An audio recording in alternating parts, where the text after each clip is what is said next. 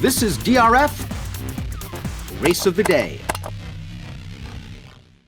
Hi everybody, Mike Beer here with your DRF Race of the Day for Thursday, January 6th. We're going to close out the card at Aqueduct for your Race of the Day on Thursday.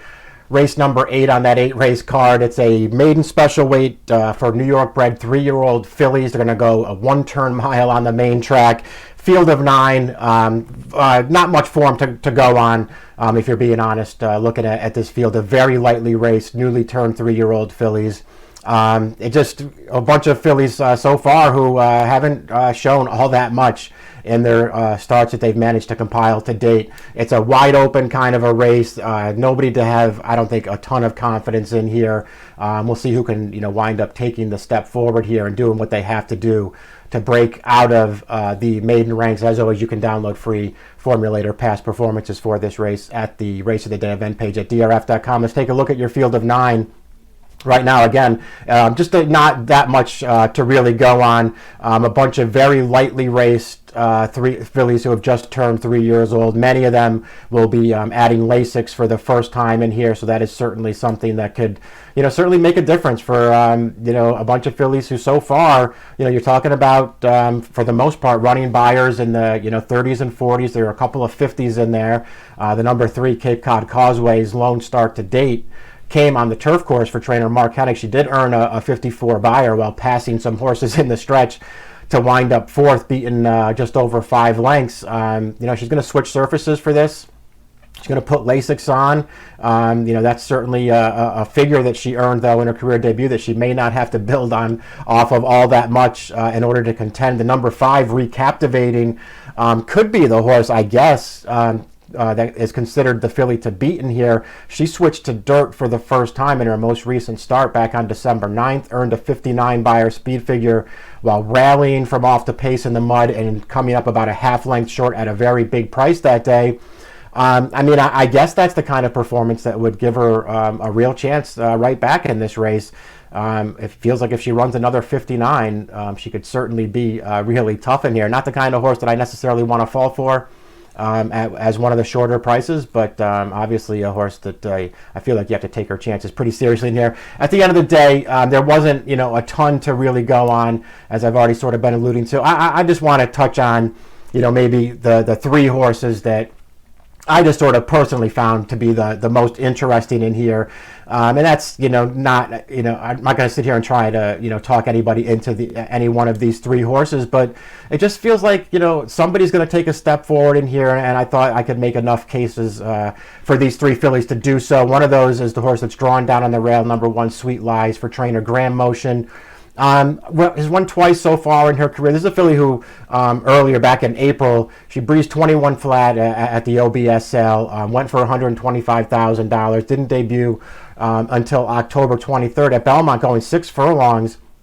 When I watched her career debut, she did take money that day, by the way, when she debuted back in October. Went off at 4-1 odds in a field of 9. Wound up in against Cupid's Heart, an impressive debut winner for trainer Bruce Levine that day. And I just felt like Sweet Lies, when you watched that race, the only dirt race for her to start, steadied a bit out of the gate of that race, wound up not being rushed and outrun to the back of that field. It just really wasn't ridden, I didn't think, with that much urgency by Jose Ortiz. Stayed towards the inside until they got into the stretch and then just sort of raced on. It felt to me like a race that maybe she really needed, despite taking a lot of money in that race. She made her next start stretched out on the turf course around 2 turns in December. And just sort of kind of ran the same race that day, actually. Rated right from the start, took her to the back, not showing much urgency at all until they got to the stretch of that race, and then just raced on. She never had any real chance to make an impact that day.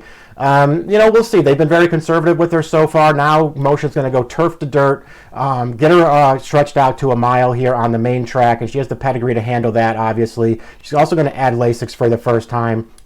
I just feel like there's a chance anyway that Sweet Lies is the kind of filly who's just a little bit better than she looks on paper and has sort of been learning as she's gone in her first couple of starts. I think she's going to run better in here, and it's certainly the right kind of field if she can find a way to take a step forward. The other two horses for me that I just felt like probably deserved a chance to see if they could do a little bit better here. They're going to both make their respective second career starts here stretching out. That's the number 7 Tonight We Love, the number 8 Sunset Louise.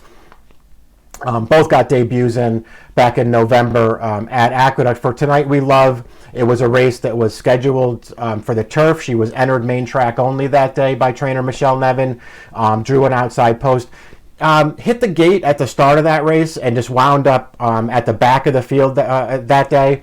Tried to sort of chase herself a little bit closer up the backstretch. Couldn't really ever get into range of the leaders, and then just sort of gave way through the stretch of that race and wound up finishing 10th, beating only one horse home at a big price. I just didn't want to be too hard on her for that race. It felt like, the 6 furlong distance, considering her pedigree, might have been a little bit short for her. This is a filly who's by Micromanage. Her dam, Opus A, was a multiple stakes winner routing on the main track, earned over $360,000. So this filly, it feels like she comes right back for a second start. They get more ground underneath her here. They're going to put Lasix on this time. I just feel like there's a real chance that she could take a step forward. And here, of course, she does have to prove that she, can run at all, because she didn't show all that much in her career debut. The number 8 Sunset Louise is sort of in the same boat.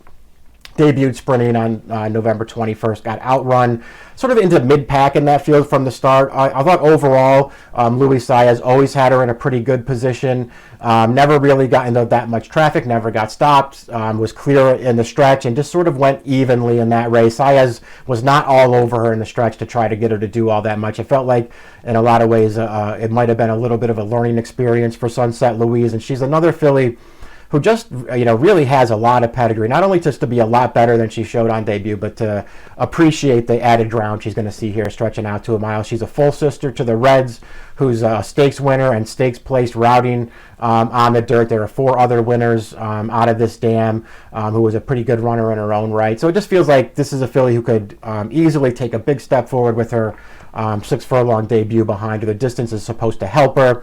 Kendrick Carmouche takes over. I think she could show a little bit more speed in this race as well. So I thought Sunset Louise was definitely a horse that I could use in this race.